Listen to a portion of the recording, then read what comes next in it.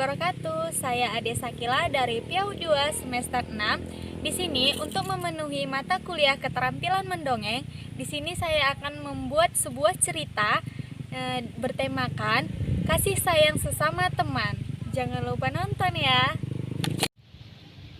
Di sebuah kampung miskin dekat dengan hutan, banyak pepohonan besar, rumput lebat, dan binatang-binatang buasnya. Tinggallah seorang kepala keluarga yang bekerja sebagai tukang tebang pohon. Dia memiliki satu anak bernama Nafi. Dan ibunya sudah meninggal setelah kelahirannya. Saat ini kampung tersebut sedang dilanda kemarau panjang. Tanah jadi kering tandus, air langka, dan bahan pokok makanan semakin menipis. Tiba-tiba di sudut gubuk royot milik bapak penebang pohon tersebut terdengar tangisan seorang anak kecil. Hingga akhirnya salah satu tetangganya bernama Zaid menemui sumber suaranya. Ada apa, Nafi? Kenapa kamu menangis? Ya Allah, perutku sakit sekali perutku. Apa kamu sudah pergi ke dokter untuk periksa perutmu? Untuk apa aku periksa? Aku sakit bukan karena penyakit kok. Aku sakit perut karena menahan lapar. Yang aku butuhkan hanyalah makanan. Astagfirullah. Bersabar, Nafi. Ya sudah, biar aku carikan makanan untukmu. Bertahanlah, Nafi. Tidak usah, Zaid. Terima kasih. Allah menjagamu. Biarkan saja. Aku akan mencari sendiri. Tapi aku bingung harus kemana. Wah, aku pingin banget menolong teman. Tidak apa-apa. Biar ku carikan makanan di rumah. Zaid, tidak usah. Nanti keluarga kamu makan apa? Kita kan sama-sama susah. Hidup di kampung miskin. Bagaimana kalau kita ke rumah Yusuf dan Lala? Mereka kan anak orang kaya. Bisa jadi mereka masih menyimpan makanan di rumahnya. Aku tidak yakin mereka, Zaid. Mereka tidak suka sama orang miskin. Pelit dan sombong. Lagian, kalau mau ke rumah mereka, kita harus melewati hutan-hutan dan tebing-tebing. Aku tidak mungkin kuat berjalan sampai sana. Ayolah, Nafi. Kamu jangan putus asa dulu. Kita harus berusaha. Berjuanglah sebentar saja untuk mencapai tujuan kita. Yuk. Baiklah. Semoga diberi kekuatan oleh Allah untuk sampai di depan rumah Yusuf dan Lala. Akhirnya, Zaid dan Nafi berjalan berlatih-latih melewati hutan yang gersang dan tandus tanpa membawa apapun. Sakit, Masya Allah. Masih jauh ya, Zaid? Tidak, sebentar lagi kok. Tidak kuat lagi. Naiklah sini ke pundakku, biar aku gendong sampai ke atas. Hingga akhirnya sampailah di rumah Yusuf dan Lala. Tanpa pikir panjang, mereka berdua pun mengetuk pintu sambil salam dengan baju yang kusut, berkeringat dan kucil. Assalamualaikum. Waalaikumsalam. Kamu Zaid dan Nafi dari kampung miskin itu kan? Ada apa kesini? Iya, Lala. Aku dan Nafi kesini karena kampung kami sedang dilanda kekeringan dan kami sudah tidak mempunyai bahan makanan lagi. Apakah aku boleh meminta sedekah darimu? Saya sih boleh saja, karena kita kan satu kelas. Tapi ibu saya dan ayah saya lagi di kantor. Saya izin dulu sama ibu dan ayah lewat telepon. Tunggu ya. Lala pun masuk rumah. Namun dicegah langsung oleh Yusuf, sang kakak Lala. Maaf Zaid, kami tidak bisa memberi kamu makanan. Silakan pergi sebelum kakak saya marah lagi. Setelah mendapat perlakuan buruk dari teman kayanya, akhirnya Zaid dan Nafi pergi. Namun perjuangan mereka tidak akan terbalas dengan kesia-siaan.